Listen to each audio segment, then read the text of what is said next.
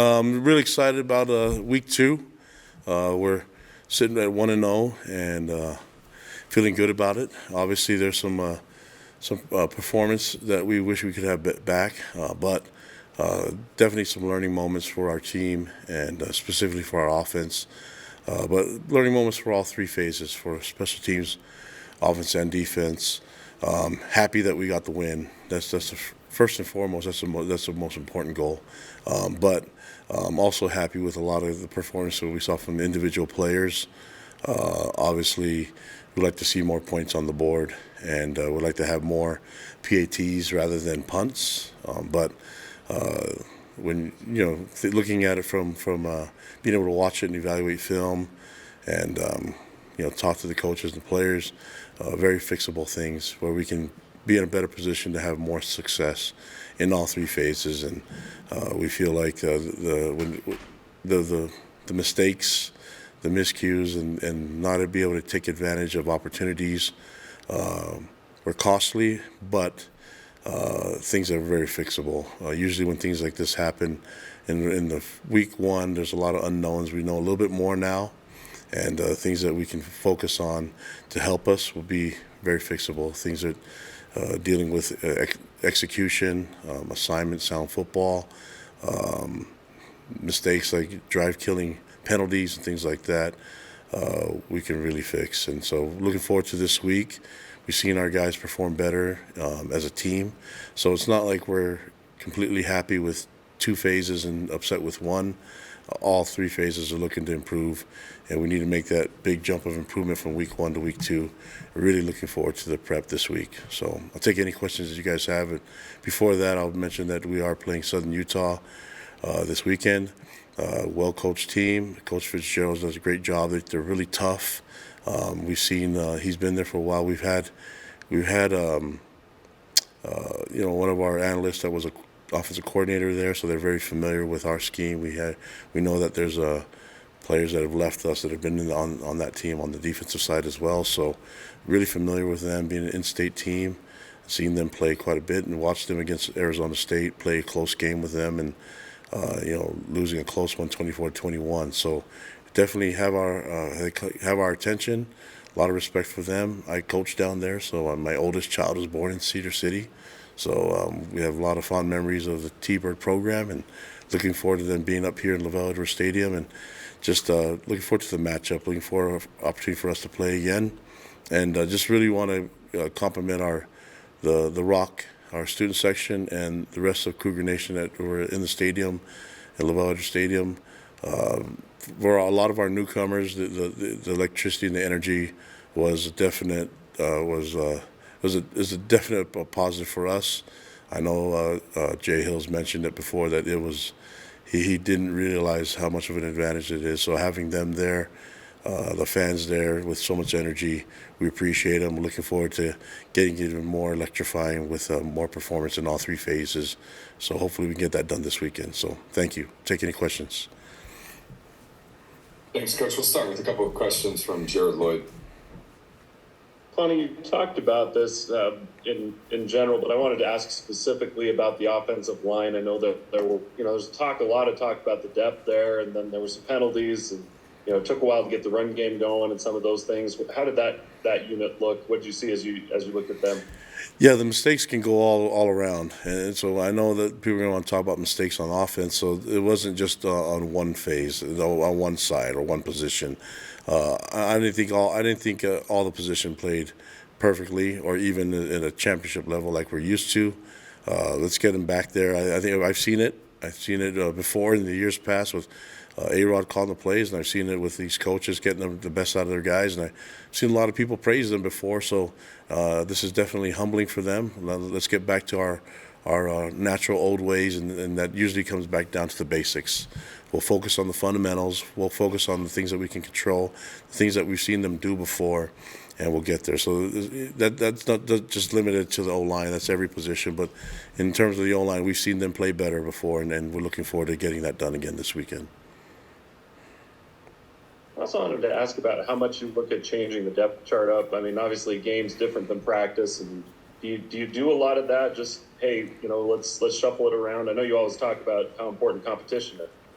Yeah, I mean the competition is always going to be the key, but when you're looking at it in terms of the game, so we have most of the knowledge that you guys don't get to see, and we know who when all 11 guys are doing the right thing. So it's hard to get frustrated at somebody that's running the ball or that's catching the ball or throwing the ball when they're not even supposed to, when the other 10 guys aren't doing what they're supposed to be doing. So it's tough to critique a quarterback when the receiver runs a wrong route, or tough to get upset at the running back when the O-line misses the block or has a mental error and the tight end misses his block. So we have to do it relatively with what we see and what we're judging it on, but also can't be all just on one game. I think there's a lot of things that we can judge it. We have all the information. I'm trying to explain to you guys where we're at. We feel like these are the guys that got us there, but there's always a opportunity for us to tweak it depending on what we see and who's performing at the best. That way the competition lives on. Okay, we'll take a couple questions from Jay Drew and then Kevin Reynolds.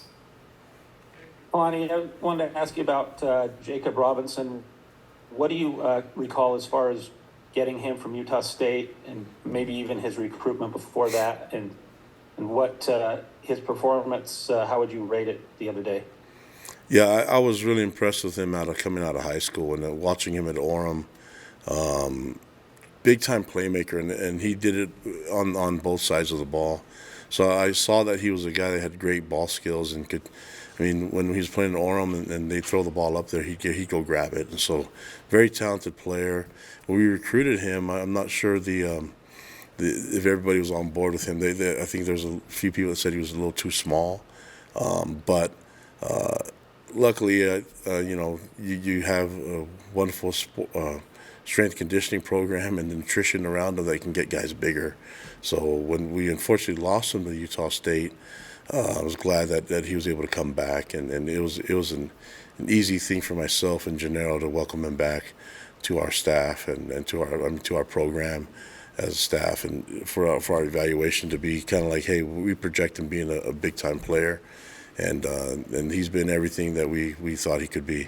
Potential wise, he's got so much ability, and he's physical. So I know people questioned his size from before, but it's like he's playing big now. So it just goes to show when you have that type of heart, you can accomplish a lot of great things. And something that you can't really see in the measurables is a person's desire. And the one thing I can tell you from him is you could tell he loved football from the beginning. The first time I met him, he loved football and he loves being a teammate. So I'm just really happy that he's on our team and paid off a lot, the time that he's been here, and definitely in game one.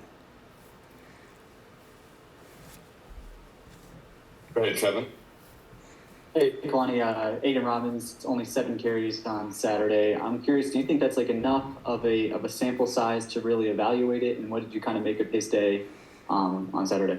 I think when you're looking at the overall, I mentioned it from before, it's kind of tough to just evaluate everything that he's done on the 7 carries, and so you have to figure out what everybody else is doing well and what he can control. But I like his attitude, I like his buy-in, I like his belief in the system, and so he's going to have to keep leading us and helping our team. And we feel like we have a good core of running backs that we can use.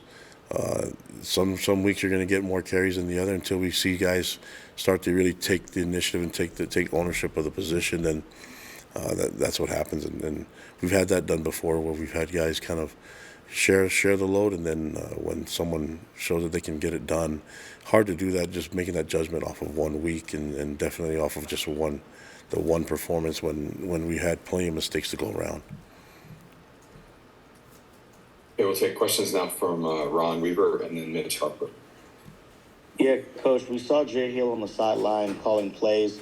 Is that something that we're going to see going forward? I know usually sometimes defensive coordinators can mix it up between the sideline and the box, but Jay Hill was down there. Was that just for the first game, or is that going to be a permanent thing that he wants to do, or you guys have talked about for the rest of the season? No, the way we were brought up, that's how we do it. So that's when I was a coordinator, I was on the field, and Jay feels most comfortable being on the field as well, and I like him being down there. I love his energy.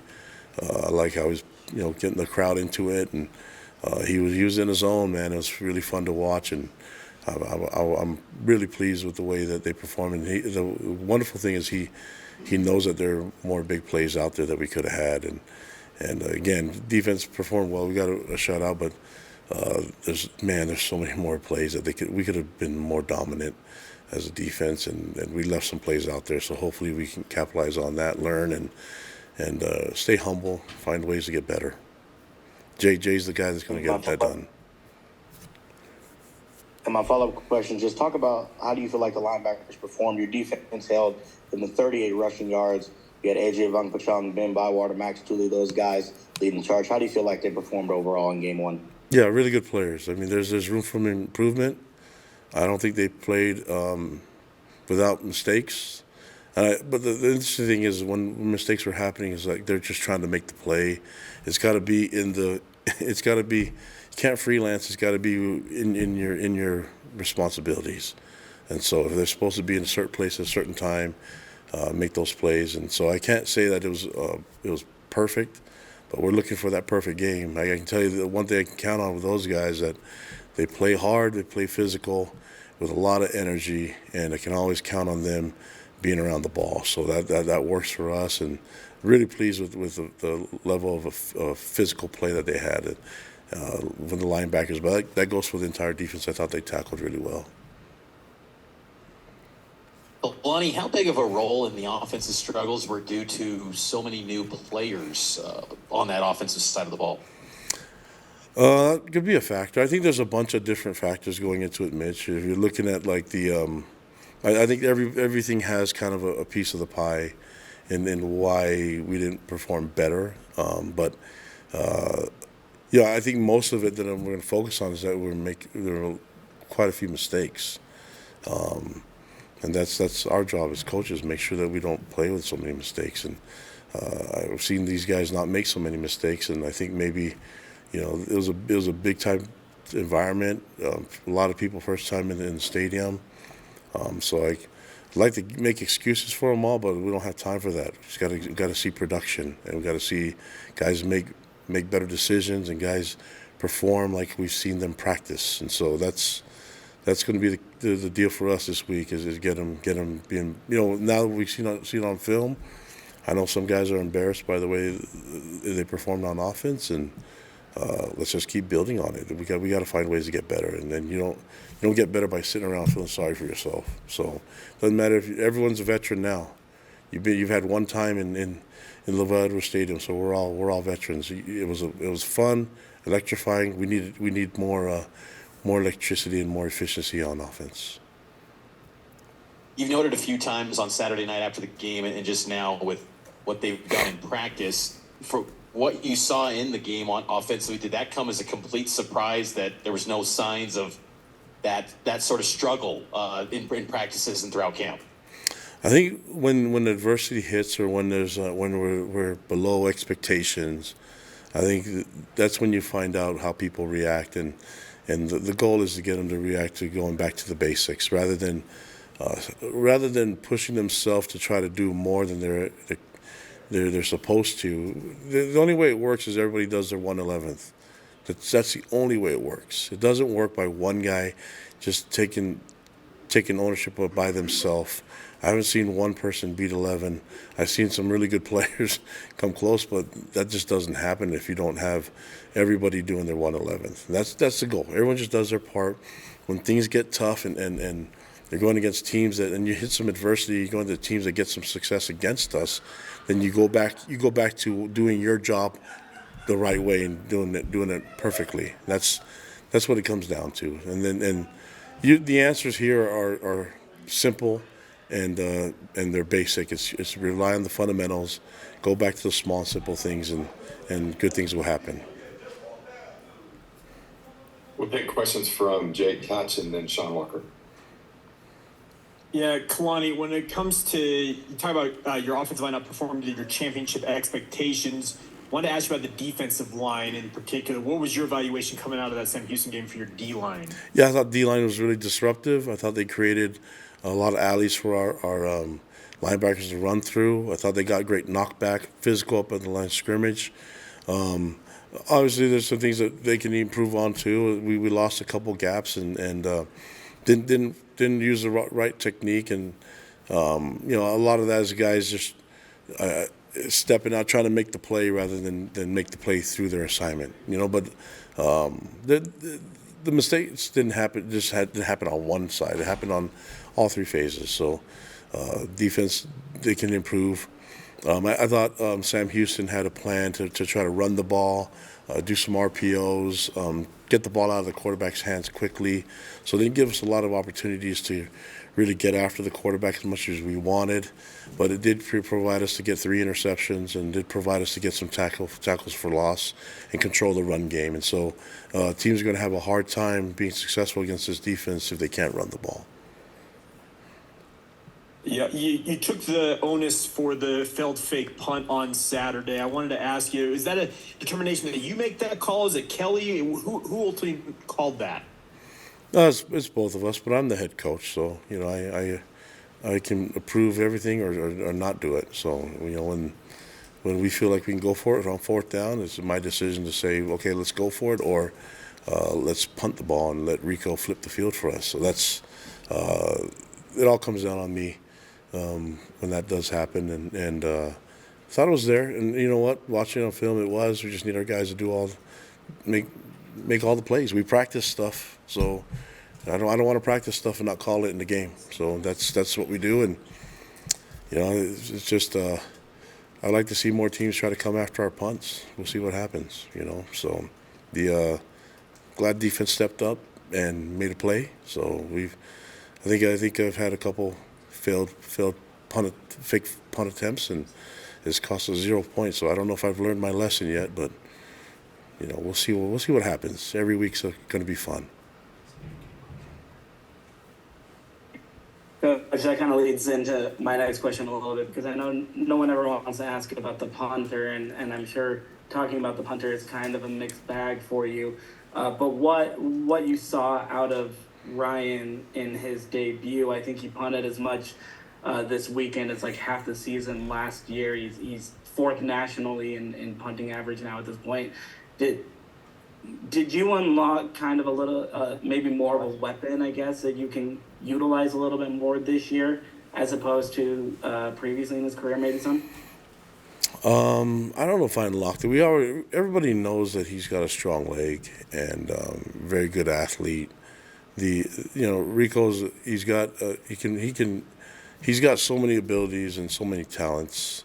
Last year, I don't think he had enough punts to register him for certain awards and all that stuff, and that's not what we're thinking about. We're not trying to think about, okay, let's get these guys certain accolades and awards, but this is a good start, I guess, for him to qualify for, is that he got a bunch of punts this game. It's like someone mentioned that Keaton Slovis hadn't had a rushing touchdown in his career, and now he has 2. So let's get back to the basics, which means Keaton throw some touchdowns and Rico punt the ball, and if we got to go for it on 4th down, we will. But he's always been a team player. It's not about him. But I know one thing is that if we need him to make a play, and if we need him to make a kick, he can do it. And he's got so many talents that I just wish we could have blocked that fake punt up a little bit better so he can show off his legs a little bit more. He has a good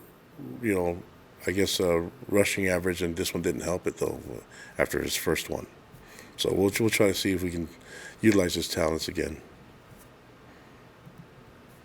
Okay, we got time for a couple more questions. Let's go Jared Lloyd and then Jay Drew. You touched on how good this team you're facing on Saturday was last week. How important is it for this team to take those steps you were talking about and getting back to those basics as you prepare for Saturday?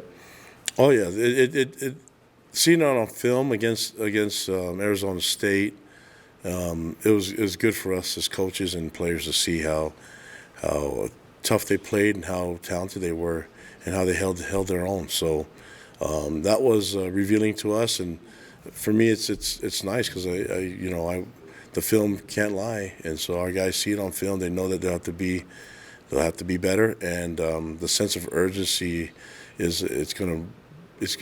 for some reason it just seems like there's a little bit more it's moving a little bit more rapidly than before, and that's a huge compliment to Southern Utah and what they did last week. And I know they're prepared. They're really familiar with what we do on offense and defense, and so it's not a lot of secrets here. Other than we just need to play fundamentally sound and get to this game this weekend and improve in all three phases, and then we'll see what happens. Kalani, Go ahead, sorry. a lot was made of the fact last year that you played better at night than you did in the day. Obviously, with a day game coming up, was too much made of that, or have you taken some steps maybe to figure out how you can perform better in the day? Well, the majority of our practices were in the day, so this year I don't know if any of the past stuff really matters to the guys that are here. With, you know, I think we'll be just fine. I think it's going to be nice to be in the sun and or whatever. I don't even know what the weather's going to be, but who cares? It's going to be football, and it's going to get here quickly compared to waiting to the evening. We love playing football no matter the time of day. This one happens to be at 1 p.m., so we'll be really excited for that game. Awesome. Coach, thanks for joining us. We appreciate your time this afternoon. Thanks, guys.